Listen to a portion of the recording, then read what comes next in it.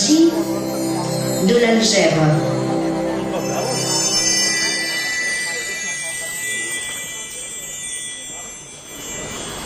La fin du 8e siècle.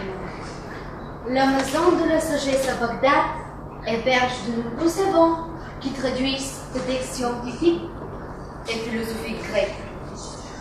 Le plus connu d'entre eux, Al-Khawarizmi, nommé par ses successeurs le père de l'algèbre, discute avec ses élèves, Abu Kamil, Al-Karaji et moi, Al-Khayyam.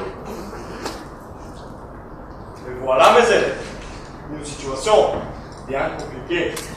Il s'agit d'un problème d'héritage concernant un de mes amis qui... Ah, le voilà, il arrive. Bonjour, maître Al-Khawarizmi. Je n'ai confiance qu'en vous. Aidez-moi.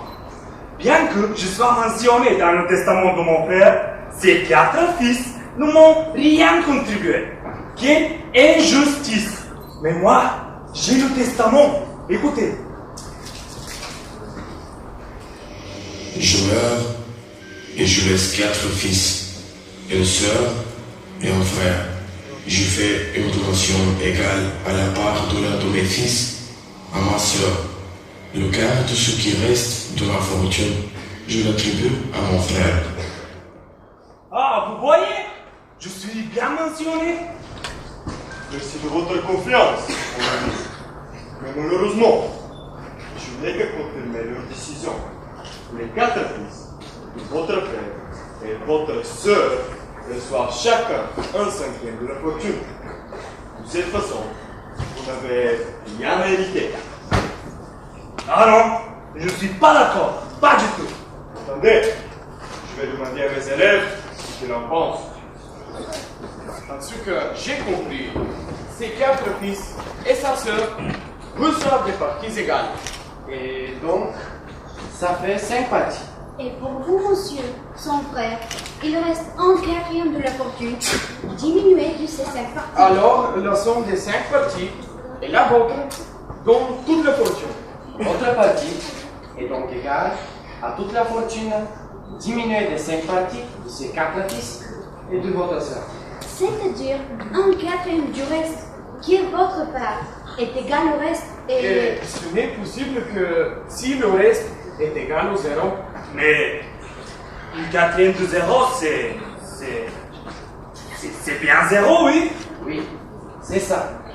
Voilà pourquoi vous ne recevez rien, tandis que chacun des autres, les 4 fils et votre sœur, reçoivent un 5e de la fortune.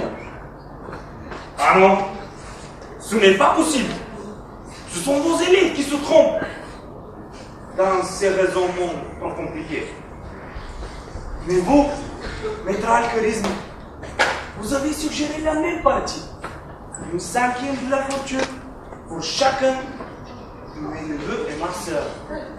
Comment l'avez-vous fait si vite? Oh mon ami, ce n'est pas un secret. J'ai fait tout ça plus vite en appliquant les règles de calcul écrites dans mon livre Kitab de Hisab al-Jabr Valma Kabbalah. Ah. Ah, je comprends. Alors, mon frère s'est bien moqué de moi. Mais, vous savez, nous n'avons jamais été en bonne relation. En plus, il était vraiment pas soutenu par nos parents. Et toute sa fortune est due à ses activités de commerce, aidées par ses 4 fils. Donc, il a raison. Mais la forme du testament, Ne vous étonnez pas. Rappelez-vous que votre frère a fait ses études à la maison de la sagesse. Et il était un de mes élèves les plus appliqués. merci, maître Al-Khawarizmi. Vous m'avez bien éclairé la situation.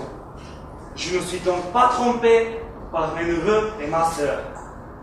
Mais comment pourrais-je récompenser le temps que vous m'avez attribué. Ne vous inquiétez pas, mon ami. Je suis bien récompensé par les résultats pratiques de mon travail théorique. Je vois ce qui vous manque dans cette ambiance trop académique. Permettez-moi de vous offrir une belle danse.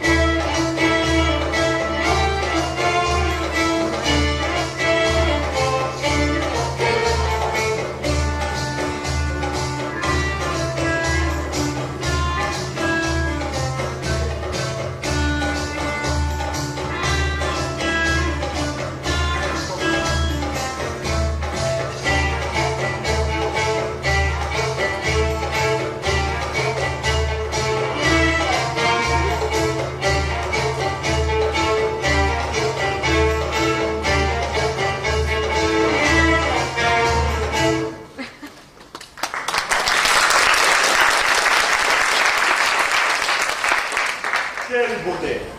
Merci beaucoup, mon ami. Le plaisir est partagé. Al-Khawarizmi, illustre géographe, astrologue et astronome arabe, il est sans doute le plus grand mathématicien de tous les temps. Ses écrits ont permis l'introduction de l'algèbre en Europe. Il est le premier à introduire les chiffres arabes, l'utilisation du zéro qui est à la base du système décimal est deux mots importants dans le vocabulaire des mathématiciens, celui d'algorithme et celui d'algèbre. Le voilà, le grand Al-Khawarizmi, le père de l'algèbre. La magie de l'algèbre.